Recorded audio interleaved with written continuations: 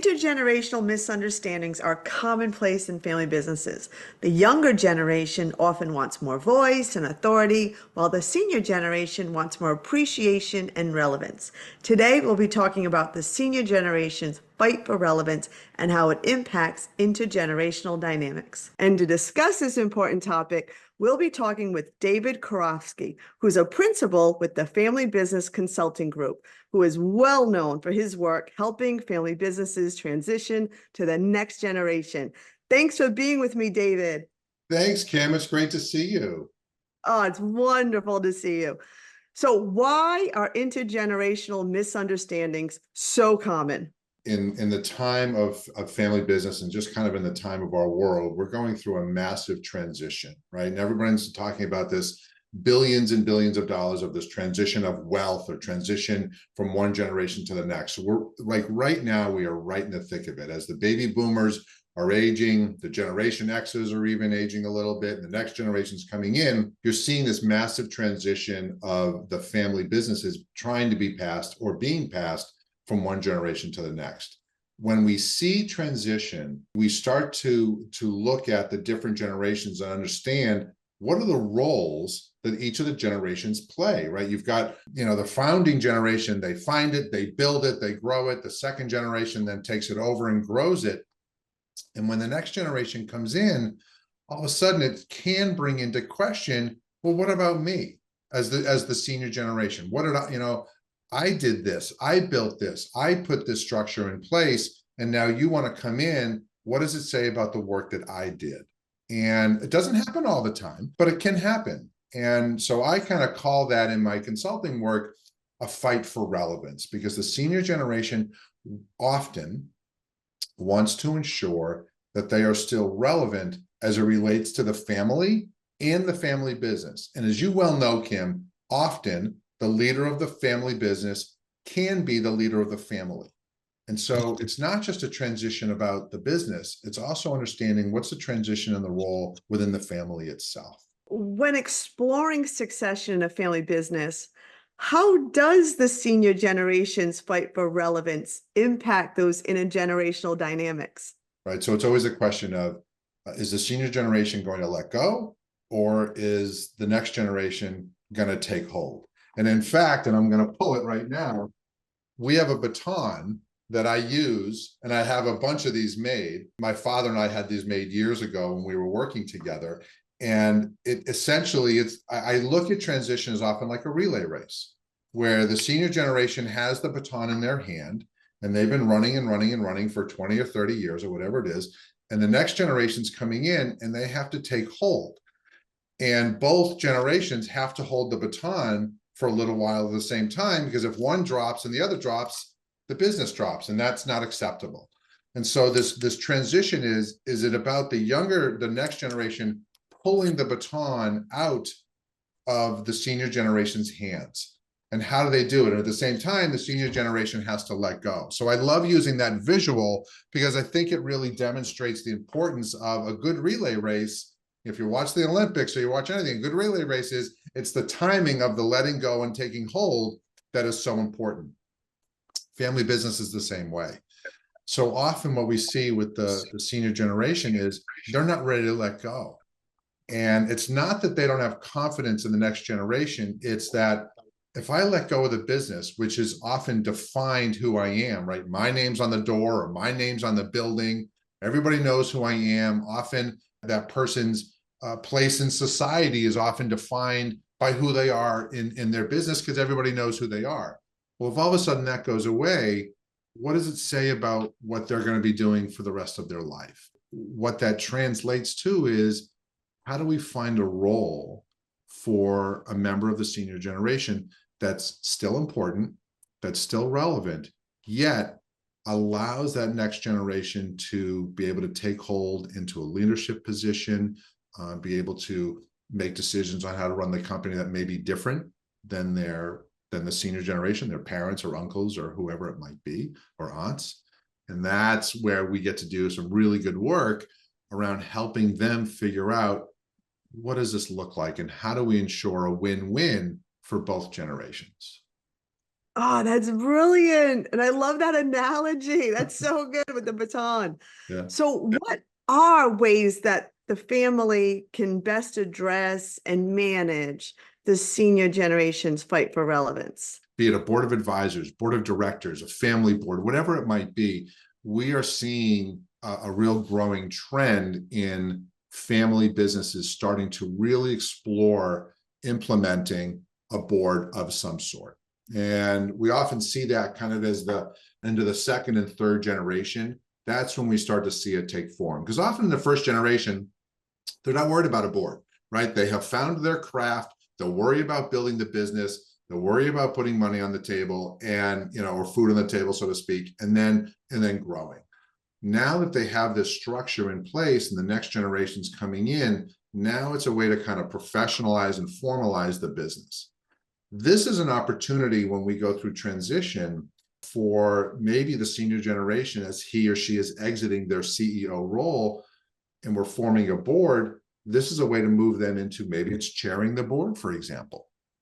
And so they still have relevance, but not so much on the day-to-day operations, but more from an oversight perspective as possibly, most likely there's still an owner at some level, but from an operational standpoint, when they move to the board, they're not there day-to-day. They don't need to have operational oversight, but they do still have governance oversight in terms of how is the business performing, what's the vision, where are the values, what's the strategic direction of the business.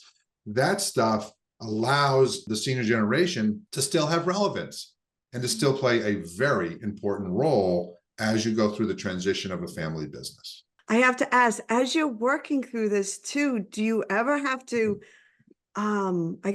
mediate or help put together conversations where the younger generation, expresses appreciation? Like, Yep. does this not come naturally and you have to help them communicate this? It depends on the family, but yeah, I mean, sometimes it doesn't come naturally. And there's a lot of families out there who probably focus more on what's not going well versus the success that they've had and the appreciation of the previous generation on getting them to where they are. And so the recognition kind of has to go both ways. It's a recognition of the rising gen to the leading gen about look what you've built and thank you so much, and we're able to take this over and grow it or do whatever they want with it. It's also recognition of the senior generation, of the rising generation, that they're now in a position to take over the business and they've earned the right to have a seat at the table. They've earned the right to be able to take over the leadership of the business. So that recognition and appreciation, it's got to go both ways. And sometimes in my work, I kind of have to coach each of the generations to say, hey, let's take a time out and actually recognize your son or daughter or father or mother or whomever around, look what they've done here. And what a great opportunity to continue this legacy, which is what so many family businesses want to be able to do, is continue that legacy. Look what we've done here and let's celebrate this. A client once told me, he goes, my family is so good at finding the black dot on the white piece of paper. Sometimes we have to realize that, look at the white piece of paper and how much we've done. Yes, all businesses have little black dots. That's okay. But let's call a timeout here and go, oh my God, like, look what we have. This is amazing. So are you able to share a couple of examples or cases? Sure. So I was working with a client a number of years ago where a very successful business down in Florida, mom and dad built just an incredible infrastructure, an incredible business. And they had two sons that were coming in, and I was brought in to help facilitate this transition. And while the father was the CEO, the mother was the other CEO, which I call the chief emotional officer. And she really was, right? And often, like many moms and families, they're holding the space for the family. It's just a role that moms sometimes or often play. This mom in this case was very much that. And she was in many ways the face of the business. She was a gregarious and just a loving, I mean, the energy, she'd walk into a room and she could just, everything would gravitate towards her. She was that kind of person. She was an amazing woman. And she did this in the family business for a number of years, and everybody knew who she was, and she knew who everybody was, who their kids were, how old they were, when their birthdays were, when they were graduating. This was not a small business. We're talking about hundreds of employees, but this mom was just amazing.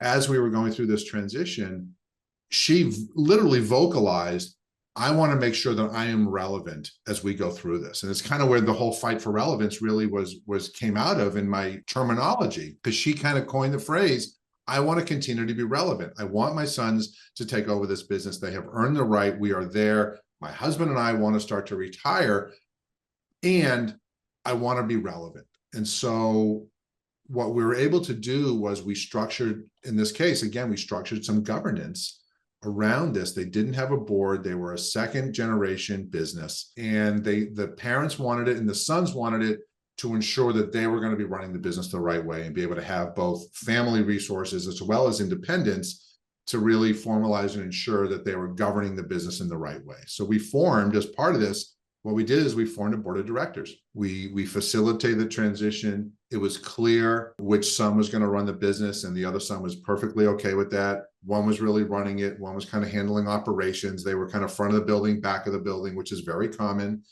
And mom and dad started to slowly transition out of the operational roles in the business and step more into this governance structure, which we held quarterly board meetings. We had a purpose and vision. We put a whole board together. We did a board search and found independence. I mean, we really did it the right way.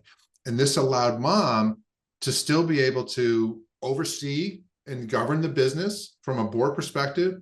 And she always had the right to kind of come in and walk the floors and say hi to people. But she knew that there was kind of a respect in terms of hierarchy as to decision-making. Any more? Yeah, I mean, I have a bunch, and I'll share one more. There are times where it's not as smooth. Sometimes it doesn't go quite as smoothly as we always want, because that's reality and that's family. And I always say to my clients, every family has challenges and has dynamics, whether you're in a family business or you're not. And if any family that says they don't, I think they're lying. I just don't think they want to go there. Every family has it, and that's okay. I was working with a family a couple of years ago, father who built an impressive enterprise. While I am not capable of diagnosing somebody with narcissism, there were some narcissistic tendencies of this gentleman. And it's not uncommon. Sometimes, you build a big ego. You built this incredible thing and you look at it. He struggled with letting go. And it took a long time. We were able to get there, but it took a number of couple of years of very, very slowly giving a little bit, having him let go just piece by piece, one decision here, one decision there. That he had a son that was extraordinarily capable. This son had a law degree. He went off and did a number of years at another company. He came back to the business. They did it the right way from kind of bringing in that next gen. And to this day, he still is involved, but we have been able to transition it. But we had some bumps and bruises along the way. He just kind of rejected the concept of not being able to be in every decision. And I mean, I'm talking down to the micro level of the company. He just wanted to be there. And what we ended up finding out, it wasn't so much about making the decision, it was about having a voice. And so we were able to structure some transition where he still had a voice, which allowed him to feel relevant, which he was. It wasn't just feel relevant, but be relevant. But then we started to kind of split, how is the actual decision going to be made? Is this the decision made strictly by dad? Or is this a decision that can be made jointly by father and son? Or is this really a decision that really should be made by the son? And as the son moved up from kind of operational level to president of the company, dad was still CEO, and that's where they are now. We have been able to pass the majority of operational decision-making down to the son, but the father is still there, and he's still in the meetings, and he still has a voice. So his relevance is still there. They persevered. You got to stick it out. You got to hang in there and don't quit. This has been such a pleasure, David, and I have to give a shout out to your dad. Your dad was one of my very first mentors and my biggest supporter of doing family business research. So a lot of my success I owe to your dad, and he's obviously passed on the baton to you. He did. He passed this baton to me, and he's a special guy, and for me to have had the opportunity to really work with him for 10 years in this field as a father-son team was really cool. And to be mentored by what I would view as one of the founding fathers of family business consulting, it was a gift. And he and I get to talk about it, every week and reflect, and he'll watch this and he'll have goosebumps. I know him. Thank you again. I'm Kim Eddleston with FamilyBusiness.org, speaking with David Karofsky, who's a principal with the Family Business Consulting Group. Thank you, David. Thanks, Kim. Have a great day.